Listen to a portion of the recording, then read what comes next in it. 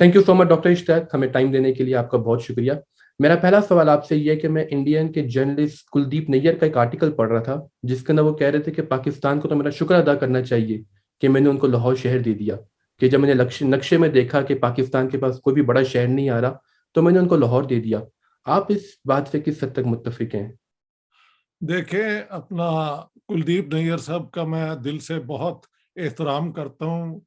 वो बहुत dedicated India Pakistan piece के चैंपियन थे, पायनियर्स में से थे।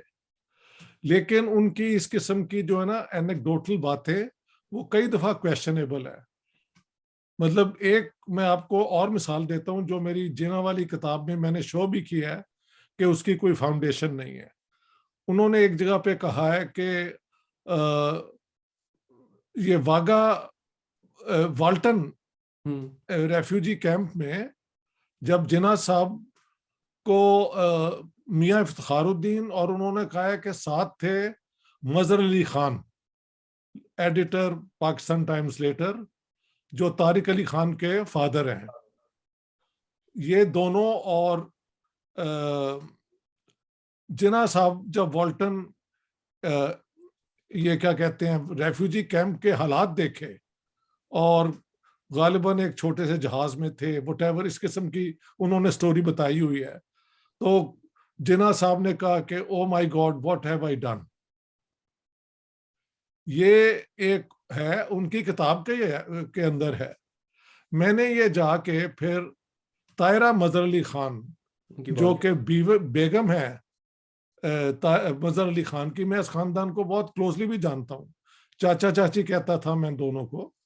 तो मैंने जाके उनसे पूछा, by that time Mazhar Ali Khan was deceased, he was dead, ठीक है।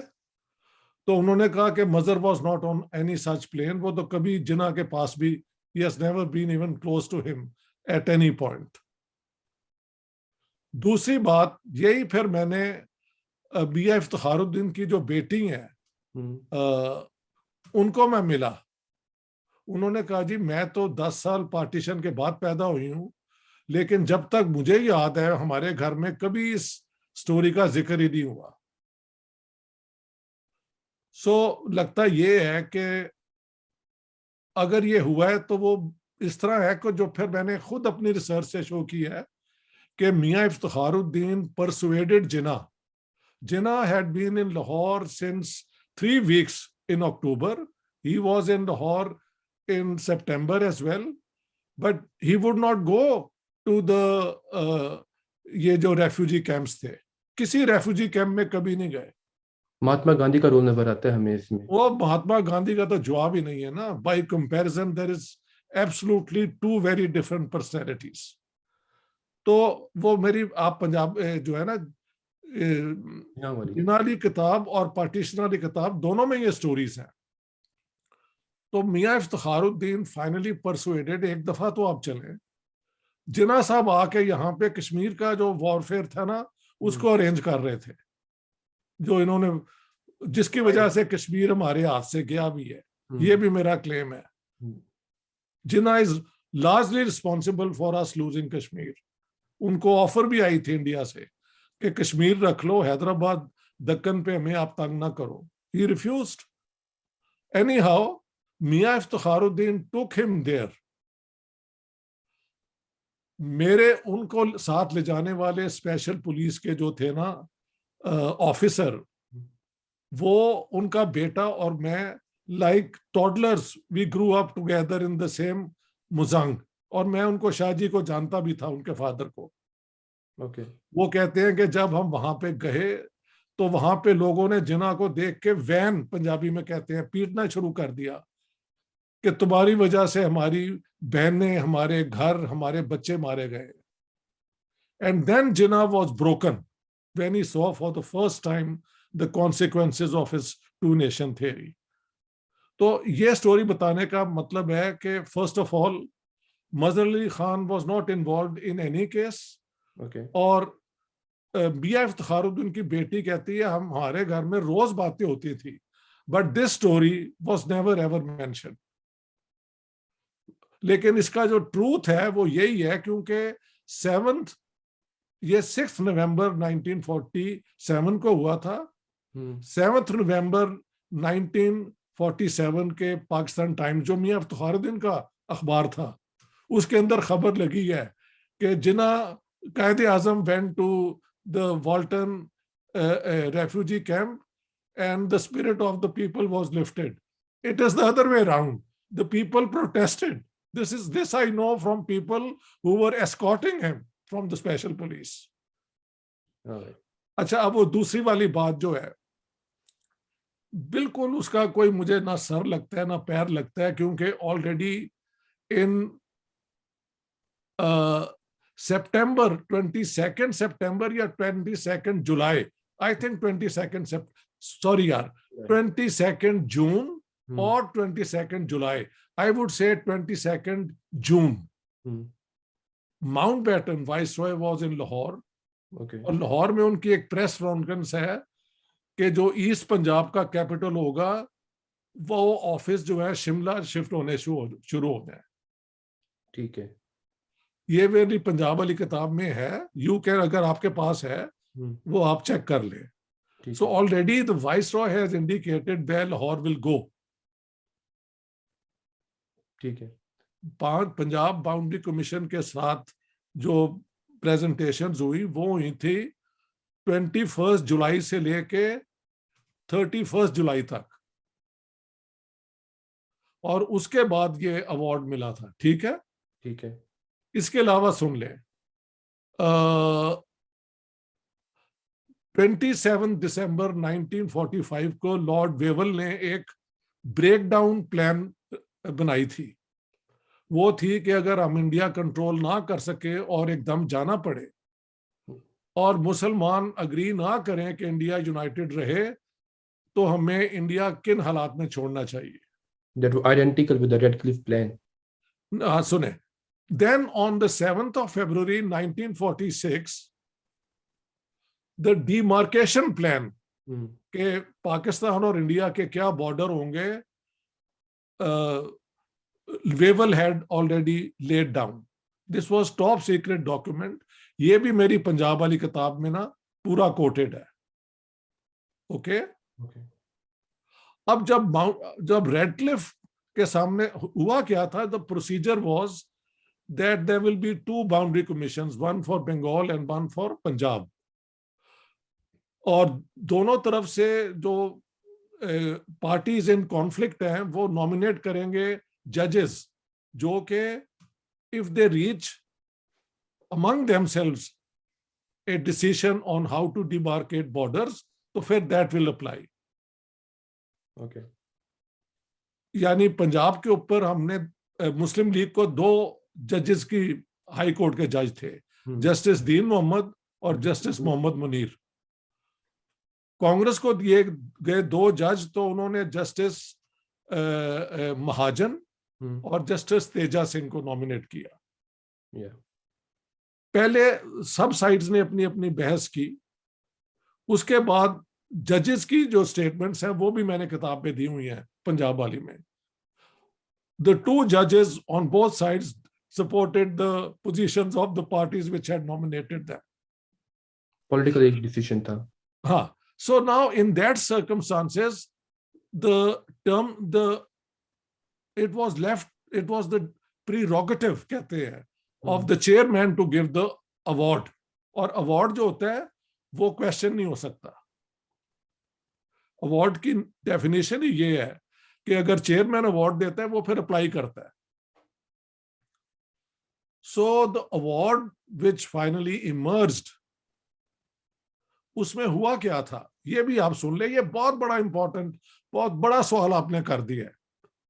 जब ये 10 दिन कांग्रेस सिखों की तरफ से और मुस्लिम लीग प्लस माइनर जो ग्रुप्स थे उनकी तरफ से भी वकील आए थे, बट इन 3 मेजर ग्रुप्स की बात सुने।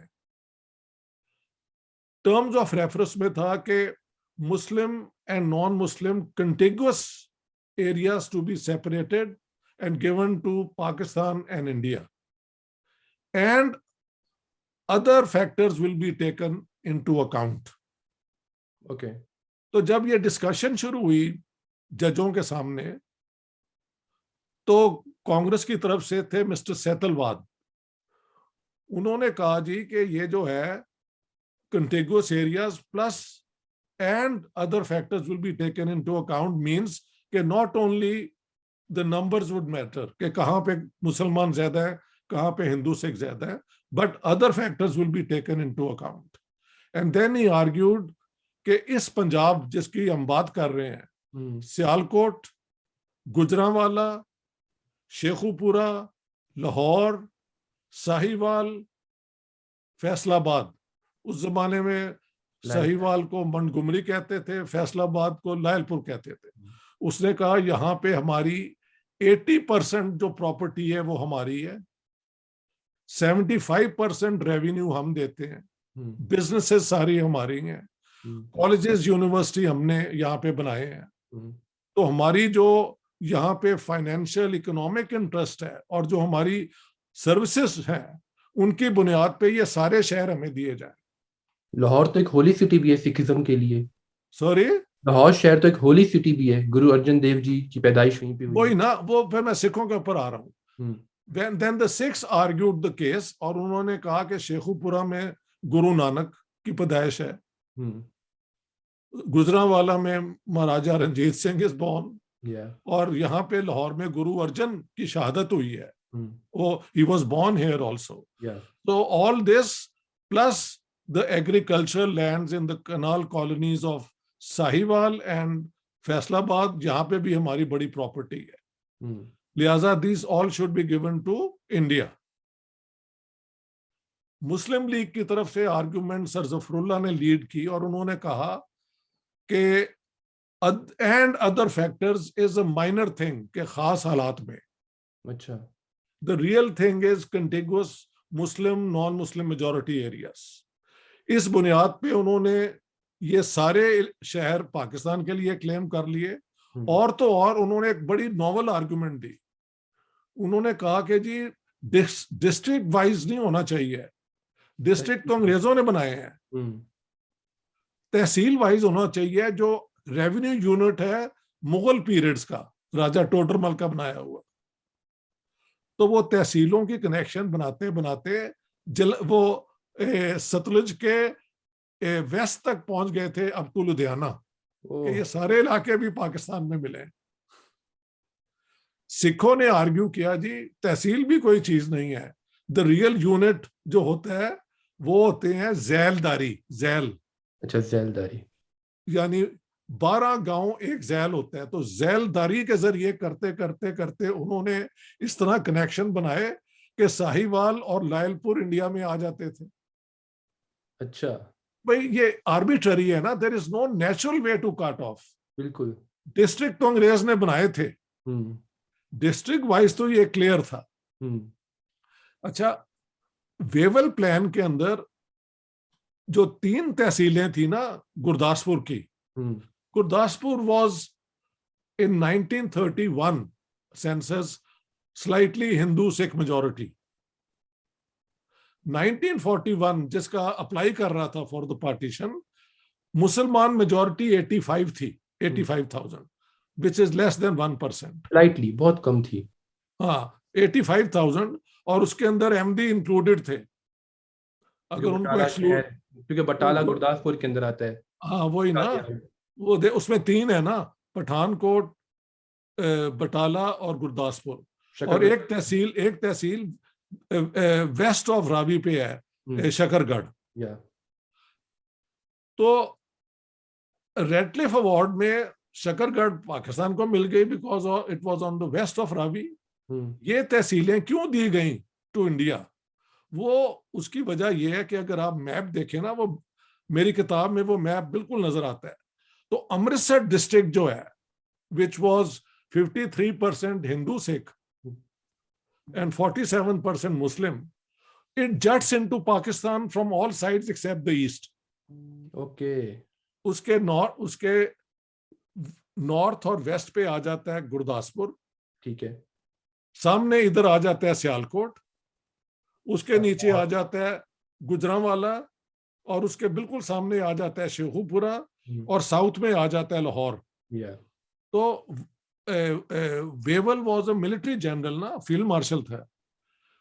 According to him Amritsar would become indefensible.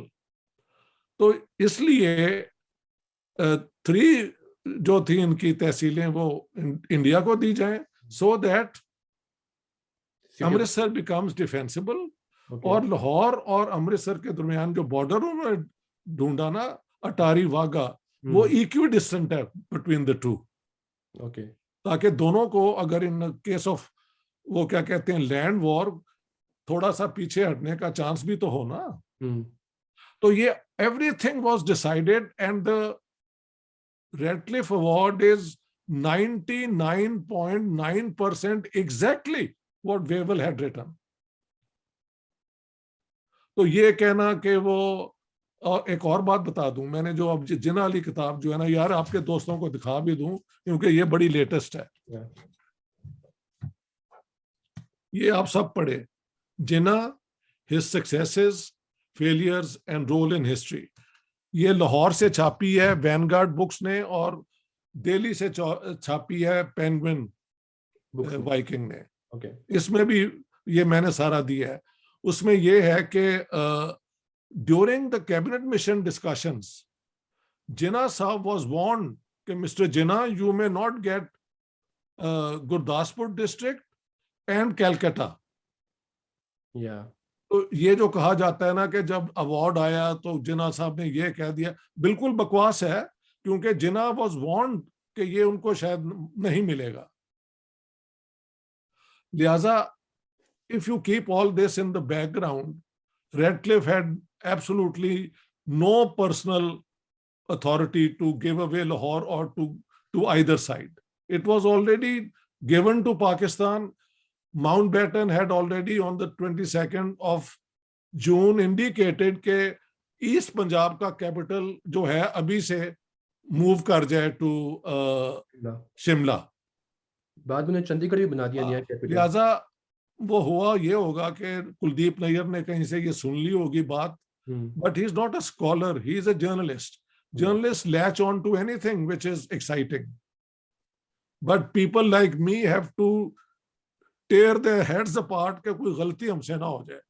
तो I have checked everything and you can rely on me. ये है इसकी बैकग्राउंड। लेकिन सर आपके एक पॉइंट ऑफ व्यू से एक चीज सामने आ रही है कि अमृतसर को बचाने के लिए गुरदासपुर पाकिस्तान को दिया गया और उसको डिफेंसिबल इंडिया को दिया गया। इंडिया के 3 तहसीलें दी गई, 3 तहसील इंडिया को दी गई, एक पाकिस्तान को दी गई अमृतसर को बचाने के लिए। तो किसी हद तक हिंदू और सिख को फेवर किया गया, लेकिन डेरा गुरुद्वारा नहीं। अगर आप ये कह रहे हैं ना हिंदू और सिखों को फेवर किया गया है, तो उनकी डिमांड तो सुन लो ना। वो तो सारा लाहौर, अमृतसर, ये सारा मांग रहे थे, तो वो ये कह सकते कि मुसलमानों को फेवर किया गया। मैं इसी तरफ आ रहा था मैं। हाँ जी। गुरुद्वारा करतारपुर साहब जो बिल्कुल बॉर्डर से 4 किलोमीटर दूर है, वो पाकिस्तान को देने के पीछे क्या वजह थी? अगर वो एक तरफ एक शहर को प्रोटेक्ट करें तो वो भी तो एक बहुत ही होली साइट है सिखिज्म के लिए, तो उसको क्यों पाकिस्तान को दे दिया फिर? वो ऑन द वेस्ट है ना, इस तरफ है, रावी के इस तरफ है ना, क्या नहीं है? इस तरफ है, हमारी तरफ ही है ना। जरा चेक कर लेना, मेरे ख्याल से हमारी तरफ। अच्छा एक और बेहूदगी भी है। ये जब 3 तहसीलें इंडिया को दी गई और एक हमें दी गई, तो जो पुराना सिस्टम था ना, उसमें शकरगढ़ की जो एक टिप है वो दूसरी तरफ है, और इंडिया के पता नहीं जनाला की एक टिप पाकिस्तान में है। तो छोटा सा पाकिस्तान की तरफ इंडिया का फोर्ट होल्ड है और थोड़ा सा हमारा उधर फोर्ट होल्ड है। अच्छा, ठीक है। उन्होंने तहसीलों को डिवाइड उस तरह नहीं किया कि river becomes the cap. In a way they do, but not completely. ये शैतानी भी हो सकती है कि दोनों तरफ को एक लड़ाने का तरीका भी हो ना, कि फुट होल्ड उधर भी दे दिया, इधर भी दे दिया। अंग्रेज की जो प्लानिंग है वो बहुत थोरो होती है। मैंने तो कहा कि पाकिस्तान बनाया ही अंग्रेज ने इसलिए था कि ये सोवियत यूनियन को रोका जाए। और देखो यार, 78 में जो जिहाद करवाया पाकिस्तान के जरिए ही करवाया ना, तो अंग्रेज का तो जवाब नहीं है लॉन्ग टर्म प्लानिंग का। लेकिन sir Afghanistan already buffer state नहीं था, क्योंकि वो भी तो सोवियत यूनियन और ब्रिटिश राज के बिल्कुल दरमियान में आता था। वो लेकिन उसकी कोई हैसियत तो नहीं थी ना कि अगर सोवियत यूनियन आए तो उसे वो अफगानिस्तान उसे रोक सके, वो तो उनके साथ एलाइड थे। पाकिस्तान को तो अमेरिकन ये जो है सिएटो सेंटो में डाल के अमेरिकन मिलिट्री अलायंसेस के साथ बिल्कुल फ्रंट लाइन वेस्टर्न अलायंसेस का हिस्सा बना दिया गया ना। अफगानिस्तान तो कभी नहीं बना। तो वो बफर अगर है भी तो it doesn't make any difference. Main state जो उन्होंने बनाई अपने इंटरेस्ट को प्रोटेक्ट करने के लिए वो तो पाकिस्तान थी। इंडिया की पार्टीशन अंग्रेजों ने कोई मुसलमानों की मोहब्बत में नहीं बनाई बेटा, ये तो ना है, हिंदुओं की नफरत में बनाई है, ये तो है। उन्होंने अपनी सोच के मुताबिक बनाई है। सर एक और सवाल आपका, एक जो है पॉइंट ऑफ व्यू वो ये है कि जिन्ना साहब का बड़ा एक कश्मीर के ऊपर, वो कहते थे कश्मीर तो मेरी जेब के अंदर है, उनको हैदराबाद में दिलचस्पी थी। वाई हैदराबाद वो सो इम्पोर्टेंट कि अगर पाकिस्तान बनता भी, हैदराबाद अगर हमारे पास आता भी, ईस्ट बंगाल 1000 किलोमीटर, हैदराबाद बीच में 500। जिन्ना साहब ने पार्टीशन ही करवाई है as an act of revenge. उनका पाकिस्तान कैसा बने, कब बने, किस तरह बने में कोई पोजीशन नहीं है। He has said so many things which do not form a coherent argument at all.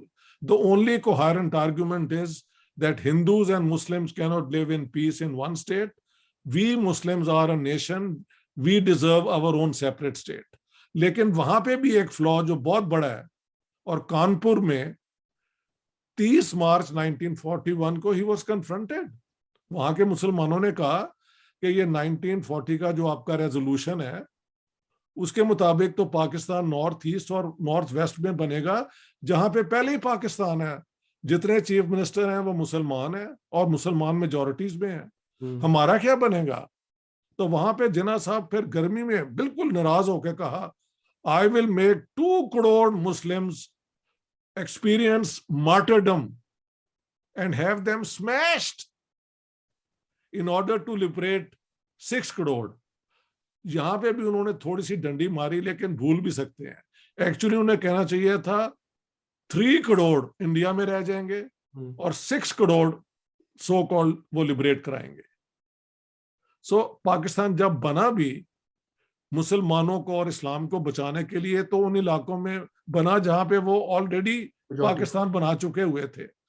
और अगर वाकई हिंदू इस्लाम के पीछे और खत्म ये वो, तो सबसे कमजोर मुसलमान ज्यादातर गरीब लोग थे, जो आर्टिजन बैकग्राउंड्स के कारीगर ये जो हुए थे कन्वर्ट, उनको तो आप इंडिया में छोड़ के आए, जिनको अब ये हिंदू नेशनलिस्ट तंग करते हैं। अब लोग कहते हैं जी जिन्ना सच बोलदा सी। मैं क्या, जिन्ना सच ते बात बोलदा सी, लेकिन अद्धी सच बोली ना उसने, फिर लैन दे। जब रसूलुल्लाह ने बक्का छोड़ा था और मदीना गए थे तो आखिर में आए थे, बाकी सारों को बचा लिया था। आप सारों को छोड़ के, कमजोरों को छोड़ के तो वहां पे आ गए जहां पे आपकी पहली मेजॉरिटी थी। तो ना इस्लामी कोई असूल के मुताबिक बना और सबसे कमजोर लोगों को वहां छोड़ दिया आपने।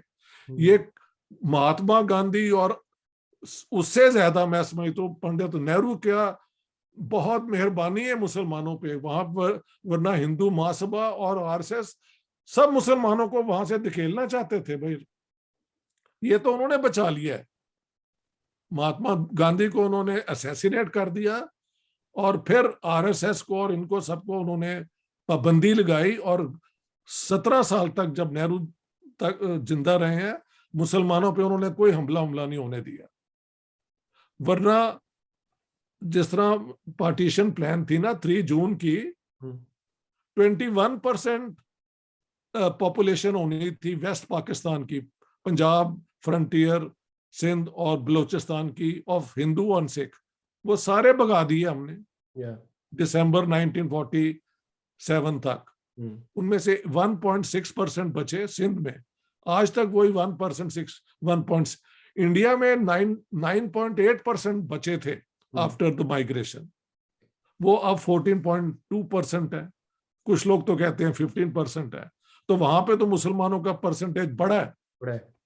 तीसरा बड़ा मुल्क अगर मुसलमान पॉपुलेशन के हवाले से देखा जाए तो। अब जाके मुसलमानों के साथ जो हो रहा है वो एक तफ्शीश की बात है, इसमें कोई शक नहीं।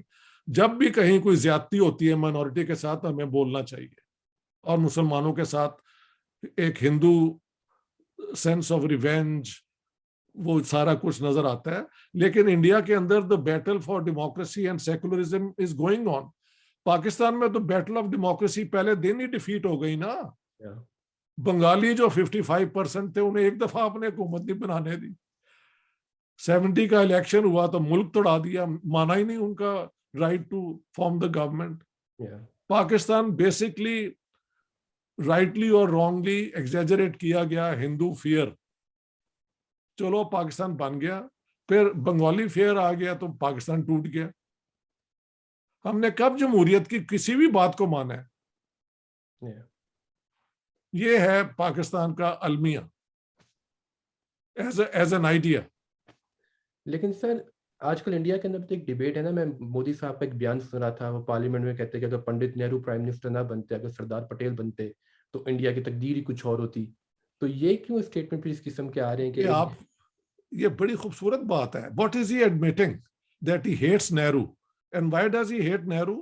Because he did not come with a heavy hand on the Muslims. That's all. वहां के मुसलमानों को प्रोटेक्ट किया और उनको इंक्लूड किया अपने सारे मिनिस्ट्रियों में। उनके करीबी तरीन दोस्त जो थे, ये सारा इलाहाबाद की एलीट, ये सारे लखनऊ के उनके दोस्त थे। और तो और सैयद सज्जाद ज़हीर जो कम्युनिस्ट पार्टी ऑफ पाकिस्तान के पकड़े गए थे यहाँ पे, उनको जब निकाल दिया पाकिस्तान से फिर वापस ले लिया उन्होंने। वो पिंडी कंस्पिरेसी केस वाला, इफ यू नो, रावलपिंडी, जी जी जी, उनका नाम शामिल था। तो जवाहरलाल नेहरू के दौरान तो मुसलमानों के साथ बहुत जो मुनासिब सलूक होना चाहिए। मसलन वहां पे जब ये क्यों मोदी, व्हाई डज ही से दिस? क्योंकि वहां पे जब उन्होंने सोमनाथ मंदिर को रिस्टोर किया है ना, तो कहा गया कि प्राइम मिनिस्टर जाके वहां पे उसकी ओपनिंग सेरेमनी करे। तो Jawaharlal Nehru refused. He said I am the prime minister of India, not of Hindu India. और जो प्रेसिडेंट थे Rajendra Prasad, he was not happy. महल उन्होंने जाके फिर वो किया था, but the prime minister did not. ये बहुत बड़ी बात है। ब्राह्मण होते हुए, हिंदू होते हुए, यू से I am not the prime minister of Hindu India. इसलिए हेट करते हैं उन्हें, because he believed in a secular India जहां पे हिंदू, मुसलमान, सिख सारे इंडियंस हैं। That's all. अब हम अगर मोदी उन्हें ना बुरा कहे तो किसे बुरा कहे? नहीं, वो तो हर चीज का इल्जाम नेहरू पे लगा देते हैं कि सारी नेहरू की गलतियां है, सारा नेहरू ये काम किया। अगर नेहरू ना होता तो India would have gone to the dogs day one, I can tell you that. इतने वहां पे कास्ट के झगड़े थे, इतने वहां पे गुर्बत के मसाइल थे। और सरदार पटेल, ठीक है, उन्होंने, ही वाज अ, मैं उनकी रिस्पेक्ट ही करता हूँ, मतलब ठीक है, he was a right wing congressman, but all his life he remain loyal to the freedom of India. लेकिन उनका कोई विजन नहीं था, एक वास्ट विजन जो होता है एक मुल्क बनाने का। अपना काम उन्होंने ठीक किया है, जो कंसोलिडेशन ऑफ इंडिया का किया है। ये उनका जो कंट्रीब्यूशन है from an Indian point of view should be respected. लेकिन वो राइट विंग को अपील इसलिए करते हैं because he is known as the iron man, the man of steel. Iron man of steel against whom? Minorities की बात ही हो रही है ना। ये बात है। और जिना नेहरू पे तो मैंने खुद उनके जनसंघ के लीडर थे, 1999 में मुलाकात हुई उनके साथ, Balraj Madhuk. He was so mad, he said कि तन पता है नेहरू जड़े ने ऐते ब्राह्मण, कश्मीरी ब्राह्मण हैं भी नहीं, ऐते मुगल सन। लेकिन 57 ਦੇ गदर ਦੇ बाद ਜਦੋਂ अंग्रेजा ने मुसलमाना ਦੇ ਉੱਤੇ ਉਹ हमले ਕੀਤੇ ਤੇ ਇਹਨਾਂ ने जान के अपनी आइडेंटिटी बदल के ਤੇ कश्मीरी ब्राह्मण बन गए, वरना ये तो मुसलमान ने। I have heard it my self यार। इस किस्म की वो क्या कहते हैं कंस्पिरेसी थ्योरी जो हैं, ये हिंदू राइट के मुतालिक के अंदर बहुत है। एक और है कि इंदिरा गांधी का एक्चुअल हस्बैंड तो ये फिरोज खान था, एक मुसलमान। ये उस खानदान को इसलिए अटैक करते हैं कि उन्होंने मुसलमानों को कोई तंग नहीं किया, ये वजह है। सर अगर पार्टीशन ऑफ इंडिया ना होता, अगर इस वक्त इंडिया पाकिस्तान बांग्लादेश ये तीनों साथ होते, दुनिया का सबसे ज्यादा आबादी वाला एक ये खित्ता होता, जी, मुसलमान यहाँ पे सबसे ज्यादा होते, इसकी फिर इंटरनेशनल स्टैंडिंग क्या होती है आज के टाइम के अंदर? ये दुनिया की पावर नंबर 2 3 होती, चाइना के साथ साथ ही होता, बल्कि चाइना से आगे निकल गया होता। उसकी वजह यह है कि यहाँ पे अंग्रेजी जुबान और इस किस्म का कनेक्शन तो बहुत पहले से था। हम्म। मेरे दोस्त हैं अपना, वो पाकिस्तान के ब्रीफली फाइनेंस मिनिस्टर भी रहे हैं, शायद जावेद बरकी। वो कहते हैं मुझे वर्ल्ड बैंक ने 80s में भेजा था, he was vice president of world bank ना, कि जाके चाइनीज को सिखाया जाए कि बैंक कैसे बनते हैं, स्टॉक एक्सचेंज क्या होता है, how to organise the modern economy. और वो चाइना ने फिर अपना ली पुरानी कम्युनिज्म, जितनी भी उन्होंने करनी थी करने के बाद डेन शाओपिंग ने put it aside and introduced the type of capitalism without democracy. ठीक है, और देखें वो कहां पहुंच गए हैं। तो हमारे यहाँ तो सारे स्किल्स आपके पास थे, और मुसलमानों में तो उसमें डर की जरूरत ही कोई नहीं है, क्योंकि इंडिया के 2 इलाकों में, नॉर्थ ईस्ट और नॉर्थ वेस्ट में, तो मेजोरिटी मुसलमानों की थी। और यही 2 एंट्री पॉइंट है ना सब कॉन्टिनेंट में, खासतौर पे नॉर्थ वेस्ट। आर्मी के अंदर मुसलमान जो हैं, उस जमाने में 47 में मुसलमान परसेंटेज पूरे इंडिया की 25% थी, लेकिन आर्मी के अंदर 36 to 42% मुसलमान थे। पुलिस के अंदर, पंजाब के अंदर मुसलमानों की परसेंटेज 57.1% थी, 73% मुसलमान थे। यूपी के अंदर 14% थे मुसलमान पॉपुलेशन, यहाँ पे कोई 40% पुलिस जो थी मुसलमान थी। बॉम्बे के अंदर, कैलकाटा के अंदर, मद्रास के अंदर अंग्रेज लेके जाते थे नॉर्थ वेस्ट के जरा टफ लुकिंग सिख भी होते थे तो मुसलमान भी होते थे। तो आप स्टेट सर्विसेज जिनके जरिए स्टेट अपनी विल मनवाती है, उसके अंदर तो मुसलमान बैठे हुए थे इन वास्ट नंबर्स। तो ये तो मुसलमानों की भी स्टेट होती और एक सेकुलर डेमोक्रेसी बनने के बहुत चांस होते, बिकॉज ना हिंदुओं की इतनी बड़ी परसेंटेज होती कि वो अपना छाप लगा सके, ना मुसलमानों की होती कि वो इसको जहाद और इसके चक्कर में डाल देते। अब तो दोनों तरफ इतनी वास्ट मेजोरिटीज है, अगर वो मेजोरिटेरियनिज्म करना चाहे तो हो सकता है। पाकिस्तान में तो हुआ है ना। पाकिस्तान की ट्रेजेडी तो ये है कि हिंदू सिख निकाल दिए, तो फिर इनवर्डली झगड़ा शुरू हो गया, मैं सुन्नी हूं और आप शिया हैं, फिर कोई देवबंदी है। और ये मौलवियों की हर रोज आप जाके एक दिन just do yourself a favour, इनकी बातें सुने, ये क्या बात कर रहे होते हैं। हजरत अली अफजल हैं या हजरत अबू बकर हैं और पता नहीं हजरत आयशा एंड बीबी फातिमा, मतलब they cannot grow out of this very limited parochial tribal clannish level of conflict. They have no vision for the modern world, जिसमें भूख नांग मुसलमानों का एक बहुत बड़ा प्रॉब्लम है। हाँ जी, मेल न्यूट्रिशन, उस पर कभी कोई मौलवी का कोई पॉइंट ऑफ व्यू ही मैंने नहीं सुना। तो पाकिस्तान का तो सत्यानाश इस किस्म की चीजों ने कर दिया है। तो फिर लॉन्ग टर्म तो ये फिर ऐसे अगर यही काम चलते रहेंगे तो लॉन्ग टर्म कैसे हम आगे तरक्की कर सकते हैं? मेरे ख्याल से पाकिस्तान को एट वन पॉइंट, अभी देखे ना बैंक इनकी जो है वो बैंकरप्ट है, ये प्रैक्टिकली ये बैंकरप्ट है, लेकिन उसको डिक्लेयर करना कोई प्रैक्टिकल काम नहीं है। सऊदी अरेबिया ने जो 3 बिलियन दिया है वो they cannot use it freely, that just a guarantee कि ये थोड़ी देर सस्टेन हो सके। हाँ जी, अमेरिका ने आज तक बाइडेन ने फोन नहीं किया, क्यों नहीं किया? बिकॉज दे हैव लर्न के पाकिस्तान जो है वो, अब अमेरिका के अंदर बहुत बड़ी डिस्कशन नहीं हो रही कि ये जो तालिबान आफ्टर ऑल सर्वाइव कर गए हैं, तो कहां जाके सर्वाइव करते थे? कैसे करेंगे? पाकिस्तान में करते थे ना। तो अमेरिका की इतनी बड़ी डिफीट करवाने में पाकिस्तान का हिस्सा नहीं वो समझते हैं वो, तो वो भी बदला लेने के किसी मूड में तो होंगे ना। और चाइना की इन्वेस्टमेंट समझ नहीं आती कि ये हो जाएगा वो हो जाएगा, अभी तक तो कुछ नहीं हुआ। और इंडिया जो आपका नेचुरल ट्रेडिंग पार्टनर होना चाहिए, उसके आपने दरवाजे बंद किए हुए हैं। हालांकि इंडिया ने मोस्ट फेवर्ड नेशन का स्टेटस पाकिस्तान को दिया हुआ है यूनिलैटरली। तो पाकिस्तान, आई से Pakistan is under a spell of, एक लफ्ज है जो मैं सबको बताता हूं, आप भी सीख लें, nihilism. Nihilism. Nihilism means self destruction.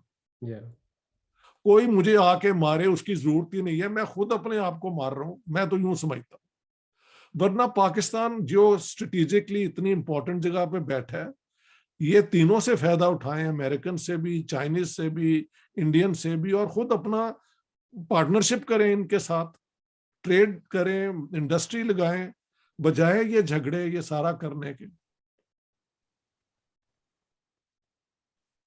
जिनको इन्होंने पाला है तालिबान में, वो इनका फेंस नहीं बनने देते यार। ये तो इनकी इनकी इन्फ्लुएंस का लेवल ये है, फिर आप हमेशा फेंस नहीं वो बनने देते। और इंडिया के साथ हमने कश्मीर वाला जो उनके with in their own control था ना, जो उन्होंने किया है change, that's an Indian problem. हम कहते हैं उनसे बात ही नहीं करनी जब तक मोदी इज इन पावर। यार मैंने आज तक किसी प्राइम मिनिस्टर को ये कहते नहीं देखा। यानी Indian people should defeat, reject Modi so that he the next prime minister speak to the Pakistani prime minister. Why would the Indians want to do that? They will do that, Modi को करें या ना करें, अपने इंटरेस्ट में करेंगे। तो ये इस किस्म की एब्सोल्यूटिस्ट पोजीशन एक प्राइम मिनिस्टर कभी नहीं लेता। मगर he is such an uninstructed person, it seems to be. No idea of diplomacy, no idea of what words to choose. He says things on the impulse, कहना चाहिए यार, ऐसी तो बात नहीं होती। अगर पिछले 20 सालों में देखा जाए तो वाजपेयी और सिर्फ मोदी ही पाकिस्तान आए हैं, मनमोहन सिंह नहीं आए कभी पाकिस्तान। हाँ, सिर्फ 2 प्राइम मिनिस्टर ही पाकिस्तान आए, दोनों लाहौर आए, नवाज शरीफ के दौर में आए, और वो दोनों हिंदू राइट के थे। क्या? और देखे वाजपेयी साहब ने लाहौर मीनार पे जाके जो ऐलान किया था कि हम इस पार्टीशन के खिलाफ थे, लेकिन आज मैं यहाँ पे हाजिर हो गया हूँ और हम दोनों मिलके अब इस सब कॉन्टिनेंट में अमन की बात करें। या इधर वो प्राइम मिनिस्टर हमारा और उनका साइन करता है लाहौर अकॉर्ड, ये जाके वो कर देते हैं कारगिल। आई टेल यू, मैं तो बाहर रहता हूं ना, उस दिन से पाकिस्तान का सारी दुनिया में ग्राफ नीचे चला गया। You cannot or at the state level reach a peace sort of agreement and your own chief of army staff goes and sabotages it यार। उसके बाद पाकिस्तान की कौन सी बात लोग माने? तो Pakistan has qualified to shoot itself in its own foot, मैं ये कहता हूं। यहां से they can always turn back and realize the facts. They are a South Asian nation, geographically very well placed to make great benefit out of it through trade and commerce, industry लगाए हैं। आपकी workforce जो है central Asia में development हो, वहां आप जा सकते हैं। आपने ये झगड़ों के ऊपर झगड़ा, तालिबान पाला हुआ है, तो सेंट्रल एशियन तो आपसे वैसे ही डरते होंगे। एक ब्रेन ड्रेन भी तो पाकिस्तान से बहुत हो रहा है कि सारे लोग बाहर जा रहे हैं। मेरे जितने जितने भी लोगों को मैं पर्सनली जानता हूँ, मेरे मुझे सारे लोग कहते हैं जी आप जैसे बंदों को तो पाकिस्तान में होना चाहिए था। और मैं वहां होता तो मेरे पे ब्लास्फेमी पता नहीं क्या क्या लगा के मार देते। तो मैंने तो शुक्र किया कि मैं बाहर बैठा हूँ। पाकिस्तान के वेलबींग के लिए हम सोचते रहते हैं हमेशा, क्योंकि हमारा मुल्क तो वही है ना जो भी हिस्ट्री ने बना दी है। पाकिस्तान पे कोई हमला करे तो मैंने कहा मैं अपने दोनों बेटे लेके जाके डिफेंड करूंगा। लेकिन पाकिस्तान से होते हुए आप पंगा लें, कभी बॉम्बे में करवा दें, ये करवा दें, so called non state actors, not at all, we can't support that. Pakistan should not be the epicentre of terrorism. खैर आजकल तो ठंडे हुए हैं क्योंकि तालिबान इन पे कर रहे हैं हमले। अब ये कहां करेंगे जाके हमले? यार इनको पाला इन्होंने, तालिबान ने इनकी बात मानते काहे के लिए? What is your main diplomatic gain in Afghanistan then? Okay, you got rid of the Americans, but remember the Americans never forgive. They must have noted कि ये कैसे तालिबान ने उन्हें ह्यूमिलिएट किया, तो पाकिस्तान के जरिए किया ना। आप ये बात कहते हैं कि हमारी फौज जो है, आपका मैं एक बयान सुन रहा था कि टेक्टिकल थिंकिंग करती है, स्ट्रेटेजिक नहीं करती है ही नहीं, इनकी स्ट्रेटेजिक थिंकिंग ही नहीं है। और तो और मैं एक और बात कह दूं, जिन्ना साहब was also a tactical person.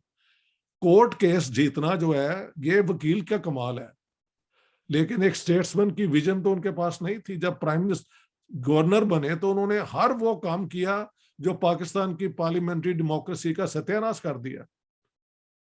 Elected government north west frontier की डिसमिस कर दी, सिंध के अंदर इलेक्टेड गवर्नमेंट मुस्लिम लीग की डिफेंड कर दी, वो डिसमिस कर दी, नॉर्थ वेस्ट की कर दी, और बंगाल में जाके कहा कि the sole language of Urdu, national language of Pakistan will be Urdu.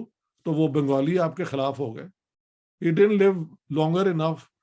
But इन दो तीन चीजों ने, अगर वो पाकिस्तान के फाउंडर तो वही है ना, आप प्राइम मिनिस्टर बन जाते जैसे उधर से नेहरू बना है, या आप महात्मा गांधी की तरह फादर ऑफ द नेशन कहते मैंने काम कर दिया, अब I am going to write my memoirs.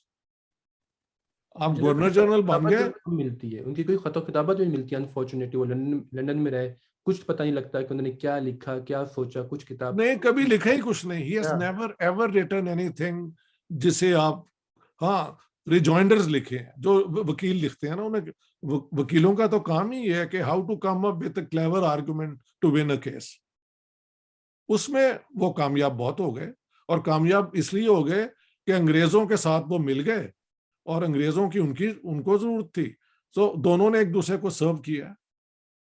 अलबत्ता at the end of the day I must say, without Jinnah there would be no Pakistan. तो ये भी तो है ना, पाकिस्तान में जो लोग रह गए उनकी तरक्की के लिए बहुत चांसेस तो बने ना। वो दूसरी बात है, बंगालियों को हमने नहीं दिया, सिंधियों के अपने कंप्लेंट्स हैं, लेकिन पंजाबियों का और उर्दू स्पीकिंग की तो मौजें मौजें हो गई। तो जिनको फायदा हुआ है उनका भी जिक्र होना चाहिए ना, ये है। लेकिन इससे जब इंडिया का पार्टीशन हो गया, पाकिस्तान इंडिया बन गए, तो इंडिया के नाम में थोड़ी सी स्टेबिलिटी नजर आती है अर्ली ईयर्स के अंदर। पहला इलेक्शन हो जाता है, कॉन्स्टिट्यूशन जल्दी बन जाता है। पाकिस्तान के अंदर कॉन्स्टिट्यूशन बहुत लेट बनता है, मौलवी तमुद्दीन केस जैसी चीजें आ जाती हैं, कॉन्स्टिट्यूंट असेंबली डिसमिस हो जाती है, गवर्नर जनरल आ जाते हैं। आप ये क्यों देखते हैं, शुरू में इतनी इंस्टेबिलिटी क्यों आ गई हमारे यहाँ पे, जबकि दूसरी तरफ एक पॉलिटिकल मेच्योर लीडरशिप नजर आती है? उसकी वजह है कि इंडियन कॉन्स्टिट्यूशन के जो लैंडमार्क्स है ना, वो है 1928 मोतीलाल नेहरू रिपोर्ट। वो उनकी कॉन्स्टिट्यूशन का बेसिक स्ट्रक्चर उस पर बेस्ड है। उसके बाद उनका है कराची में जो उनका फंडामेंटल राइट्स की डिक्लेरेशन थी 31, और उसके अंदर एक चीज जो हिंदू राइट जिस पे प्रोटेस्ट करता है, वो भी 31 में कांग्रेस का एक रेजोल्यूशन था कि जो माइनॉरिटीज हैं उनके पर्सनल लॉ को हम टच नहीं करेंगे, वो भी इंडियन कॉन्स्टिट्यूशन में। और चौथी चीज पूना पैक्ट, जहां महात्मा गांधी और डॉक्टर अंबेडकर की मुलाकात हुई, और उन्होंने कहा कि दलित्स के लिए और आदिवासी एबोरिजिनीज के लिए हम रिजर्वेशंस कायम करेंगे। वो चारों चीजें उनकी कॉन्स्टिट्यूशन में है। उन्होंने एक फेडरल सिस्टम जो बनाया था वो आज तक चलता रहा।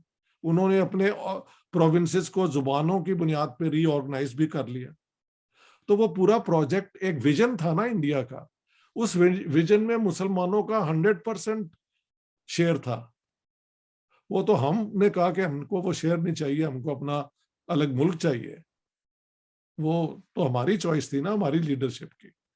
बट कांग्रेस का तो कोई प्रोग्राम हिंदू स्टेट बनाने का नहीं था। तभी तो नेहरू को सारे हेट करते हैं, because he refuse to flirt with Hinduism. ये वजह है।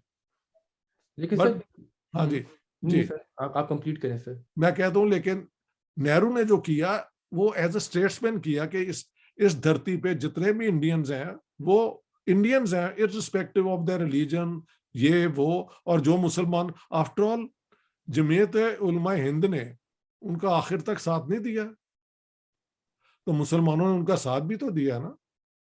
और जो गरीब मुसलमान थे, आर्टिसान, ये वो, उनकी तंजीमों ने भी कहा कि हम पार्टीशन के हक में नहीं है, और वो लोग सारे वहां ही रहे।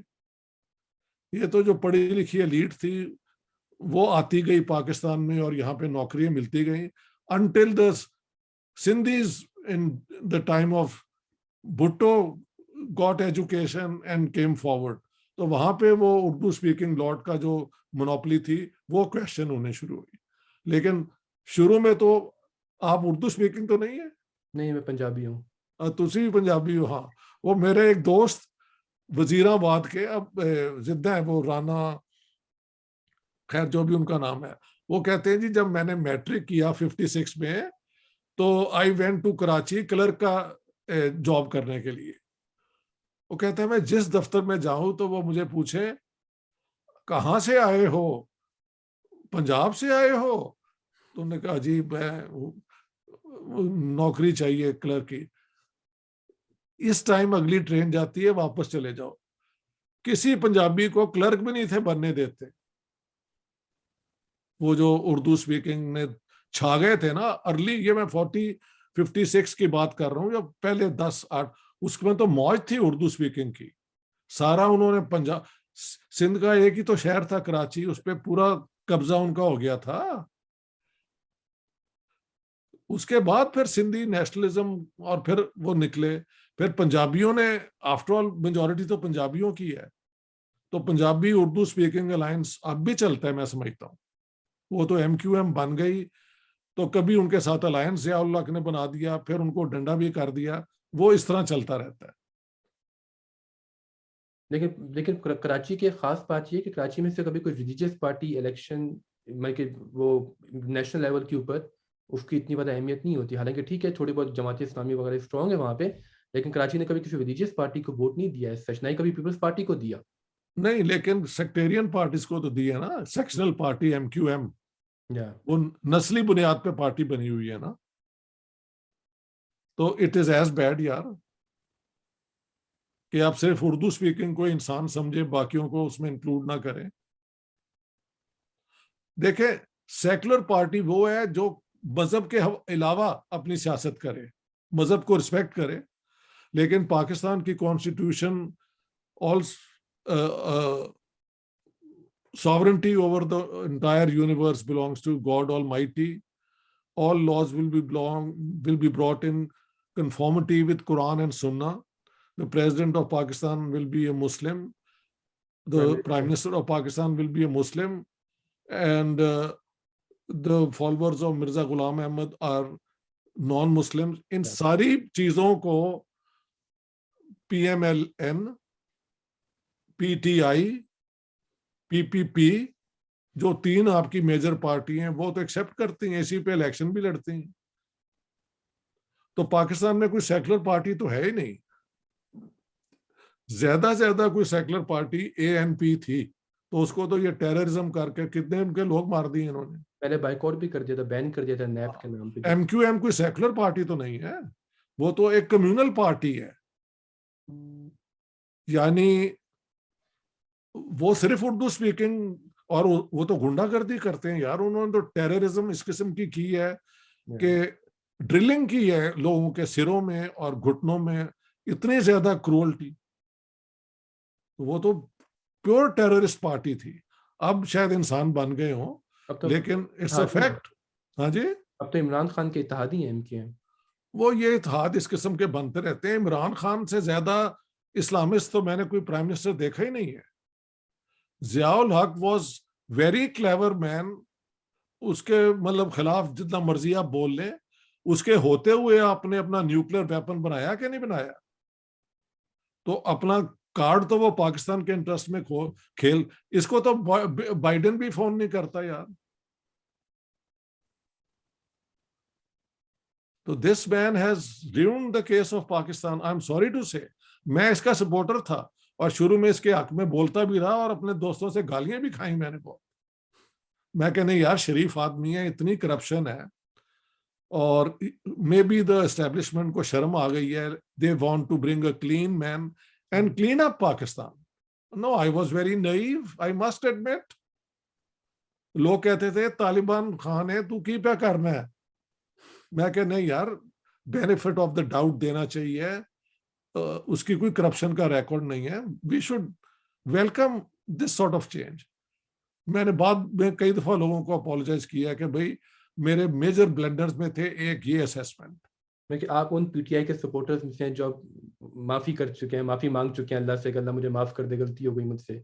मैं उन्हीं में से हूँ, मैं उन्हीं में से हूँ, क्योंकि अब इन्होंने तो हद ही कर दी है ना यार। सीधा टल्ली, सीधा टल्ली जिनका मिनिस्टर होगा और इस किस्म के बयान देता रहेगा, उस कैबिनेट की कैसे इज्जत हो सकती है दुनिया में? What's the way forward sir? आगे क्या आपको नजर आता है? 2023 में इलेक्शन होगा क्या? वो व्हाट इज द फ्यूचर? अब पता नहीं, इलेक्शन में अगर तो फेयर और फ्री इलेक्शन हुए, जो कि पाकिस्तान में एक रेयरिटी है, जो मिथ है, एक जो मिथ है, होते ही नहीं है। अगर हुए, एक दफा हुए थे तो पाकिस्तान टूट भी गया था 1970 में। ये अजीब उसकी नेगेटिव है कि अगर इतनी करप्ट पॉलिटिक्स हो, उसमें एक ऑनेस्ट चीज जो है वो बर्दाश्त ही नहीं हो सकती सिस्टम से।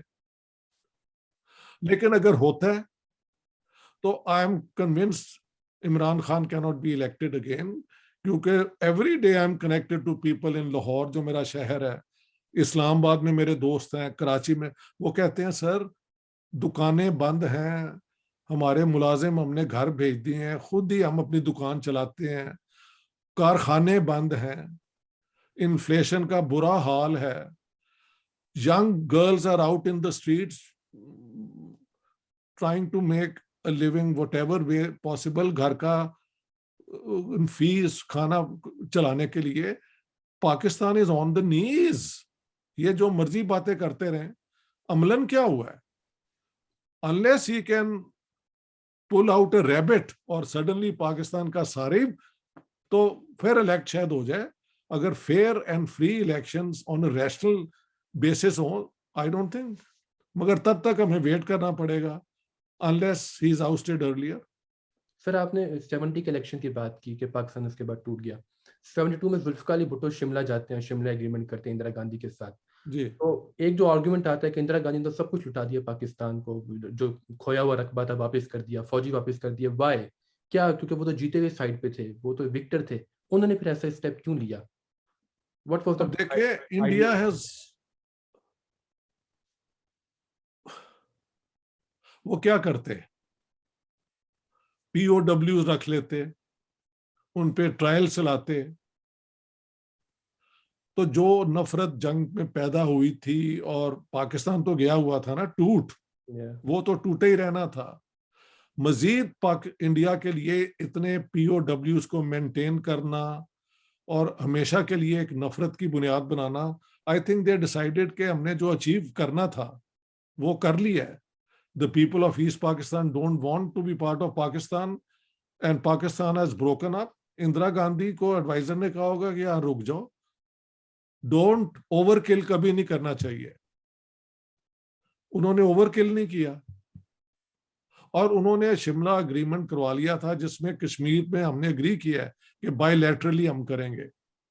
वो तो भुट्टो साहब ने जाके बाद में डिसोन कर दिया, तो वो झगड़ा चलता रहा है। लेकिन वो भी एक डिलूजन है, क्योंकि कोफी अनान इज ऑन रिकॉर्ड कि पाकिस्तान का जो ये कश्मीर इशू है, वहां पे UK security council has only peace keeping mission, no other. Resolution का एक और चैप्टर होता है, चैप्टर आई थिंक 7 या 6, वन ऑफ दोज, जिसमें the security council must intervene and set things right. वो कहते हैं ये तो Kashmir is not placed under that, it is only placed to facilitate peace between India and Pakistan and they should talk to one another. तो जब वो कहते हैं ना we say that it should be resolve, they actually mean according to chapter whatever says के ये peace keeping है हमारा रोल, हमारा और कोई नहीं है। हम पाकिस्तान में वो यूएन रेजोल्यूशन, वो रेजोल्यूशंस भी अगर हम अप्लाई करें तो Pakistan is the main loser. देखो अगर पाकिस्तान सारा अपना कश्मीर छोड़ दे तो पाकिस्तान का इंटरनेशनल बॉर्डर जो है झेलम से शुरू होता है, बल्कि गुजरात से शुरू होता है, वहां तक तो वो मीरपुर स्टेट जो है वो कश्मीर की आ जाती है। तो पाकिस्तान इतनी जंग लड़ने के बाद 1 इंच छोड़ने को तो तैयार नहीं है। इनको भी पता है कि ये हमेशा के लिए एक हेडेक है। मैं कहता हूं लाइन ऑफ कंट्रोल को मान लो और उसके बाद दोनों तरफ आना जाना शुरू कर दो। इस पूरे सब कॉन्टिनेंट को सब continent of peace and prosperity बना दो यार। पाकिस्तान पाकिस्तान रहे जो है, इंडिया इंडिया रहे, लेकिन आना जाना, कारोबार करना, एजुकेशनल एक्सचेंजेस, फिल्में तो ये सारे, वो जो है अपना और तो और Ziaul Haq was addicted to Indian film, सोते ही नहीं थे जब तक वो हेमा मालिनी को 10 दफा देख नहीं थे लेते। इट इज अ फैक्ट यार, मजाक के अलावा बात हो रही है। And he could sing, I know Nawaz Sharif is a very good singer. At तो least ये his बड़े, voice. ये आर्टिस्टिक लोग हैं personally. Even Pervez Musharraf was a good singer. He was a very good singer, मैं तो उसे मिला भी हूं and I was very charmed by his personality. बहुत इंटेलिजेंट आदमी है। देखिए पाकिस्तान में इंडिविजुअल इंटेलिजेंस किसी से कम नहीं है। मुझसे लोग पूछते हैं आपने सारी दुनिया में पढ़ाया है, व्हाट अबाउट पाकिस्तानी स्टूडेंट्स? मैं क्या, सेकंड टू नन। उनको आप फैसिलिटीज सही ना दें, उनको आप पाकिस्तान स्टडीज के अंदर उनका माइंड ही डिस्ट्रॉय कर दें झूठ बोल बोल के, तो ये तो ज्यादती है ना बच्चों के साथ। इंटेलिजेंस वाइज तो सेकंड टू नन। ये सब कॉन्टिनेंट जो है 5,000 साल का जो ये मिलना, ये है ना मिक्सिंग, उसमें बहुत बहुत जहन लोगों के पैदा होते हैं। सिर्फ हालात जो हैं वो कंड्यूसिव नहीं है to bring this people forward. अगर ये सब कॉन्टिनेंट यूनाइटेड रहता और हिंदू और मुसलमान मिलके हाथ मिला के इसको प्रमोट करते, तो ये तो वर्ल्ड पावर नंबर 1-2 के ग्रेड में होता। Let me give you one example. General Yahya Khan, President of Pakistan, who had to fight the 71 war, by the way. Yeah. In June 1947, he was an instructor at the I think Quetta. हाँ, क्वेटा के अंदर। वो क्या है उसका, क्या है उस क्या कहते हैं, उसका नाम क्या है? I don't remember the name. I know the location. It's a हाँ, क्वेटा के अंदर है, not the cadet one but officers के लिए जो ट्रेनिंग के लिए आते हैं। Okay. तो वहां पे 3 जून को अनाउंस हुई थी ना पार्टीशन प्लान, और उसमें यह भी था कि आर्म फोर्सेस और बाकी सारी चीजें डिवाइड होंगी, ठीक है। तो वहां पे एक ब्रेकअप पार्टी हुई थी। ब्रेकअप पार्टी का मतलब है कि जो लोग इकट्ठे काम करते हैं, then that organisation is splitting, तो वो ब्रेकअप होती है। तो उनके जो सुपीरियर थे मेजर के, colonel Verma, he got up and said के this is a great day for us, we'll be 2 independent nations and we officers, I mean, we have worked in the same army, we are close friends. Let's hope in the future this spirit, courtly spirit, retains on both sides and both our nations prosper together. Yahya Khan gets up and says, amazingly, prophetically, ke sir, what is there to celebrate? Today is a day of mourning. आज तो मातम करने का दिन है। Together we would have been a great power.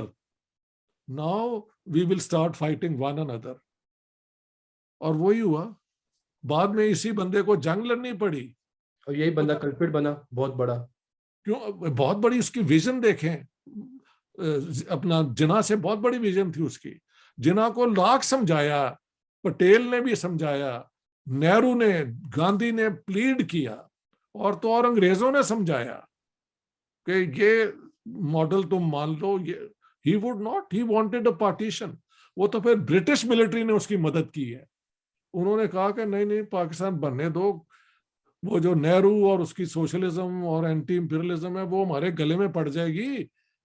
ये तो तैयार है कॉमनवेल्थ का हिस्सा बनने के लिए, और इस्लाम को, इस्लामिक स्टेट हम बनाएंगे, और वेस्टर्न साइंस के मदद से सोवियत यूनियन को रोकने के लिए। वो सारा मेरी गैरजन स्टेट के अंदर कोटेड है। कहां से भागेंगे ये? अंग्रेजों ने तो last moment decision British military के कहने पर किया है कि तोड़ो इसको, इंडियन सब कॉन्टिनेंट को। एक सर जिन्ना साहब एक हिंदू मुस्लिम यूनिटी के एम्बेसडर भी थे 1916 के अंदर, लेकिन वो मेरी किताब पढ़ो, आ गई। हाँ, वो मेरी किताब पढ़े ना जिन्ना अली, उसके अंदर मैंने I have paid him glowing tributes for that contribution of his. वो उनका सबसे एनलाइटेंड पीरियड है पॉलिटिक्स का। उसमें जो जो उन्होंने आर्गुमेंट्स दिए हैं, सारी उम्र फिर उस आर्गुमेंट को अपोज करने में उनकी गुजर गई। वो इमरान खान वाला हाल हो गया कि इमरान वही खान। हो गया ना। हाँ बिल्कुल सर, बिल्कुल। स्पीकिंग ऑफ, आखिरी सवाल मैं आपसे करूंगा, मैं ज़्यादा आपका टाइम नहीं लूंगा, लेकिन आखिरी सवाल आपसे ये कि जिना वाली किताब आपने लिखी, जो आपने जीना जिना से कोई इसमें से इंटरव्यू करने की कोशिश की, कोई इनसे बातचीत करने की कोशिश की? किनसे? जीना जिना से, जो कायदे आजम की बेटी थी 2018 में जो फौत हो गई, क्योंकि उनका भी कोई हमें ऐसा नहीं, रिकॉर्ड वो नहीं किसी, मिलता। उनका वैसे किताब के अंदर जिक्र है। मेरे एक दोस्त थे, कुलीग भी थे, जो पुलिस में ऑफिसर थे। He was on duty taking care of her when she came to Pakistan in 2004. और तो शी वॉज अ रिक्लूस। वो तो न्यूयॉर्क के एक फ्लैट में रहती थी और किसी को मिलती नहीं थी। yeah, She wouldn't meet anyone, no interviews, never talked to anyone. Anyhow, she came 2004, went to her father's tomb. वो तो पता है ना। yeah. वो कहते हैं कि when I was officer on special duty, तो knowing that she is not willing to talk to anyone, I just popped in and said, Madam, I wanted to look at you. You are Jinnah's daughter, or you are वो. So there is so much written about your father. Why don't you tell us about him? वो कहते हैं she said to him, all lies, all just lies. But then she didn't write anything. अब मैंने किताब में question किया कि she lived to be 98 or 99. Yes. If this is true that she said कि ये सारा जो लिखा गया है झूठ है, why did she not in her own life write down what the truth is and tell us what her father was? Yeah. She could have. Why did she not? And I think the reason is कि एक और किताब आई है, आप वो देखें, mister and Mrs Jinnah. Yeah. The marriage that. हाँ, जिसमें उन्होंने कहा है कि ये दोनों इतने अपने पर्सनैलिटी में इन्वॉल्व थे कि बच्ची जब पैदा हुई है तो ये नैनी के पास छोड़ के तो छुट्टियों पे चले गए थे हूटी, साउथ में एक माउंटेन रेंज है वहां पे। और वो कहते हैं कि जब हम इनके घर आते थे तो ना रति तो ना जिना कभी अपनी बच्ची के साथ कोई प्यार का इजहार करते थे, और वो बच्ची जो भी घर आ जाए वो प्यार के लिए तरसती थी। ये उस किताब के अंदर है, मैंने कोट किया जिना वाली किताब में। तो the reason she didn't want to, कि उसने ये तो कहा है ऑल आर लाइज, लेकिन the truth she could not afford to tell against her own father, कि ना उसकी माँ ने उसे प्यार दिया तो ना जिना साहब ने दिया। यार बात सुनो, आप भी मुसलमान हैं, हम भी जानते हैं इस्लामिक लॉ में अगर मेरी औलाद, मैं मुसलमान हूं, वो गैर मुस्लिम हो जाए तो वो मेरी जो प्रॉपर्टी है इनहेरिट नहीं कर सकती। इसी तरह मेरे माँ बाप, अगर मैं मुसलमान हूं और वो गैर मुस्लिम हो जाए तो वो भी बेनिफिशियरी नहीं हो सकते। लेकिन गिफ्ट तो मैं किसी को भी कर सकता हूं। एक तो है ना, मैं मर जाऊं तो जो इस्लामिक फॉर्मूला है 2 parts to son 1 part to daughter, उसके मुताबिक होगा, बट प्री कंडीशन है कि आप मुसलमान रहें। अब Ruttie married a non-Muslim and therefore becomes disqualified under Islamic law. Ruttie marry a मुस्लिम?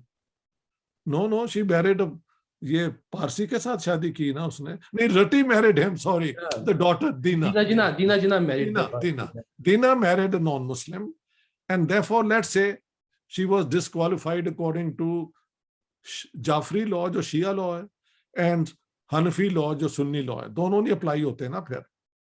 लेकिन जिना साहब बॉम्बे वाला घर गिफ्ट कर सकते थे, वो इस्लाम में अलाउड है।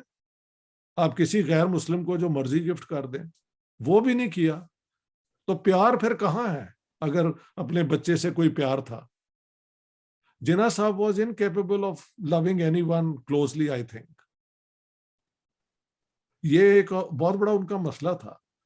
यानी कैलकाटा किलिंग, 5-6 हजार मुसलमान मार दिए इन्होंने, वन साइडेड। हिंदू गुंडा ने बिहार में, वहां पे भी नहीं गए ये किसी रेफ्यूजी कैंप में नहीं गए जहां पे दुख दर्द लोगों का सुनते। गांधी और नेहरू हर जगह गए और उन्होंने पूरी कोशिश की ये जुल्म रुकवाने की, because he couldn't connect to the people, I think, for some reason. There must be some psychological deep reason which one can only wonder about. Yeah. वो उनकी पर्सनैलिटी में नहीं था. आप अपनी बेटी को वो घर दे देते तो आज तक वो झगड़ा ना चलता. उसने वो केस किया हुआ है. उसने कहा जिन्ना साहब तो ना सुन्नी थे ना शिया थे, वो तो थे ही इस्माइली. और इस्माइली लॉ में the daughter can inherit the whole property because we are Lohanas. Hindu customary law apply होती है हम पे. तो उसमें तो जिन्ना साहब को उन्होंने हिंदू कस्टमरी लॉ में ले आए. तो ये तो हाल है यार. And all this is verifiable. What I tell you is all properly researched. Nothing I would say is irresponsible. तो कितना टाइम लगा आपको ये किताब लिखने में, क्योंकि बहुत बहुत बड़ी किताब है, ये बहुत बड़ी किताब है. ये देखें यार, कॉन्ट्रैक्ट तो 2017 में इसका मेरा हुआ था, लेकिन मैंने ये थोड़ी उससे पहले खुद ही ऑर्गेनाइज करनी शुरू कर दी थी. तो let's say 5-6 years of the type of work. When I get into a book, I'm totally mad. I have nothing else to do then. तो उसका ये रिजल्ट है.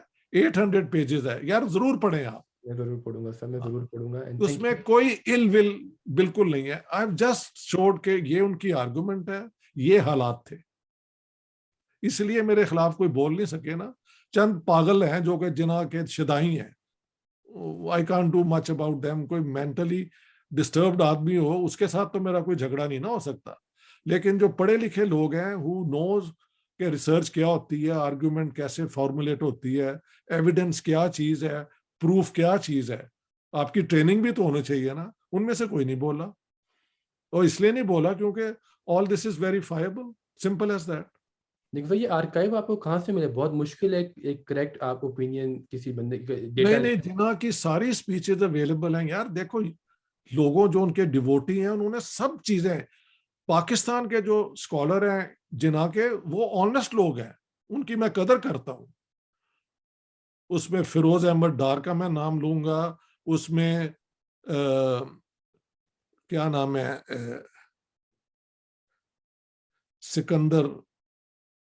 सिकंदर हयात, ये 2 बड़े नाम हैं. और एक रफीक अफजल, उनकी किताब, जो बड़े हिस्टोरियंस हैं. उन्होंने जो जिन्ना के मुतालिक लिखा है, ठीक है, पाकिस्तानी पर्सपेक्टिव से लिखा है, कांग्रेस के खिलाफ पर्सपेक्टिव लिया है, लेकिन जिन्ना को यही कहा है ना कि उसने सिंगल हैंडेडली फाइट करके पाकिस्तान लिया. तो ये तो सच्ची बात है.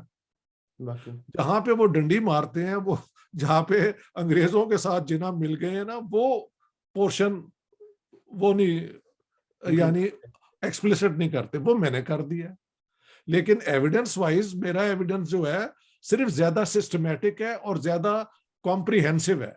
उनका सिलेक्टिव है, लेकिन वो झूठा नहीं है.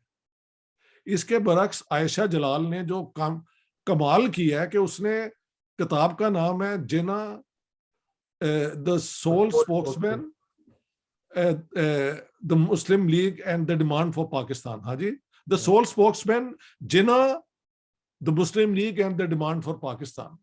और पूरी किताब के अंदर जरा चेक कर लेना, जिन्ना साहब की हजारों स्पीचेस हैं, एक स्पीच नहीं है उनकी पैदाइश से लेके आखिर तक. How can you say spokesman and what he spoke you never refer to? How did she get away with it?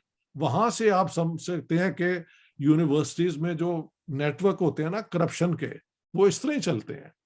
क्योंकि अंग्रेजों ने जो उसके जरिए करवाना था वो करवा लिया.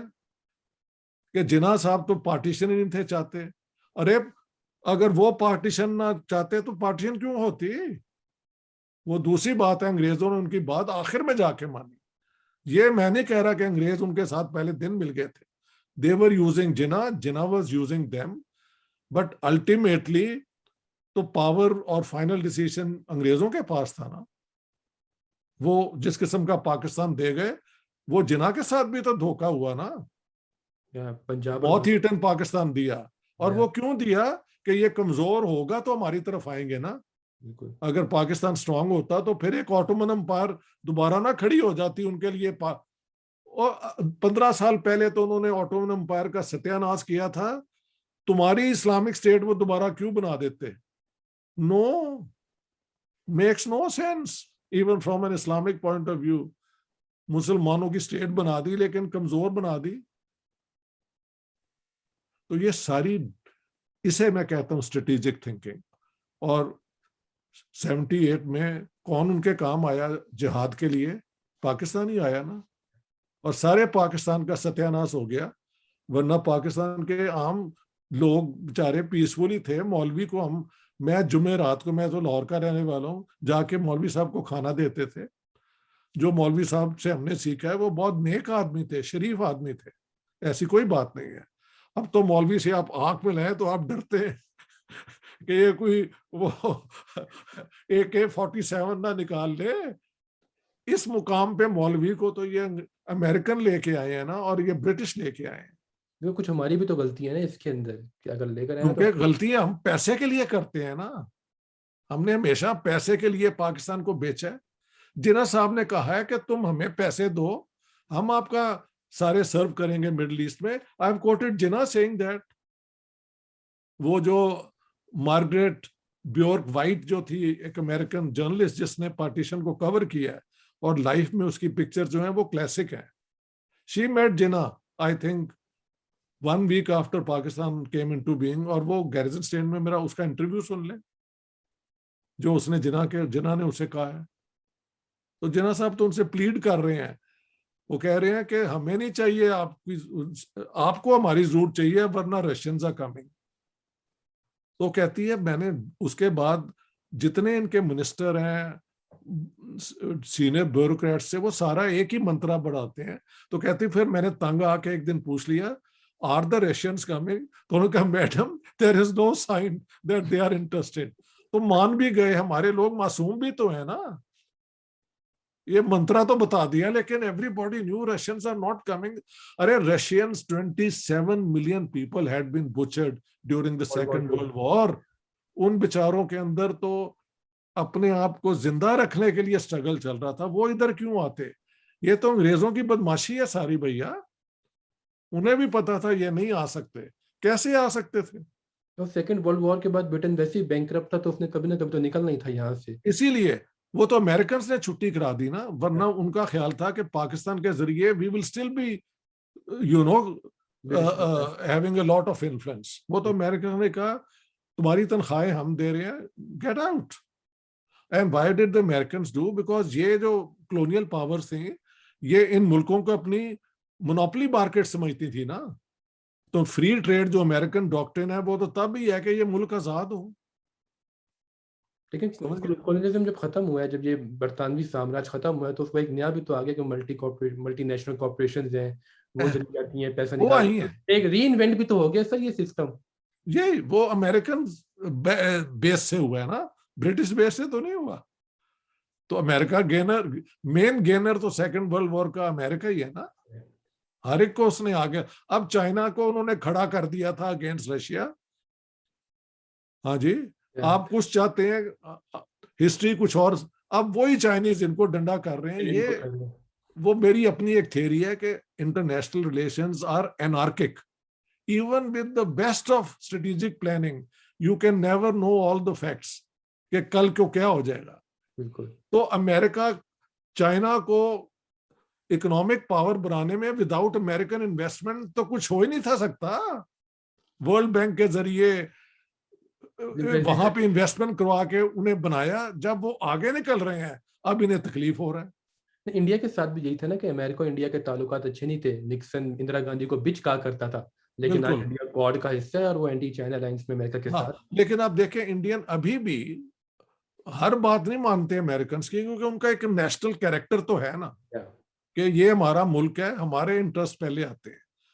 हम अपने इंटरेस्ट बेचने के लिए हर कोई तैयार होते हैं। यार अमेरिका के अंदर कहा गया है, शायद किसी कोर्ट के अंदर के, that Pakistanis can sell the mother for a green card. 2 दफा कहा गया है, बड़ी शर्म की बात है।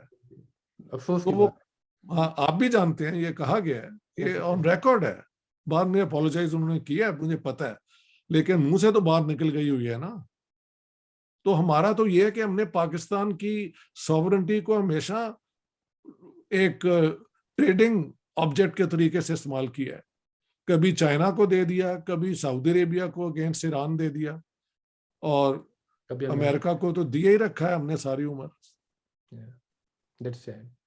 Thank you sir, thank you so much, आपने मुझे टाइम दिया। My pleasure. इंशाल्लाह आपसे जरूर मुलाकात होगी। ओके जी, thank you very much, take care, all the best.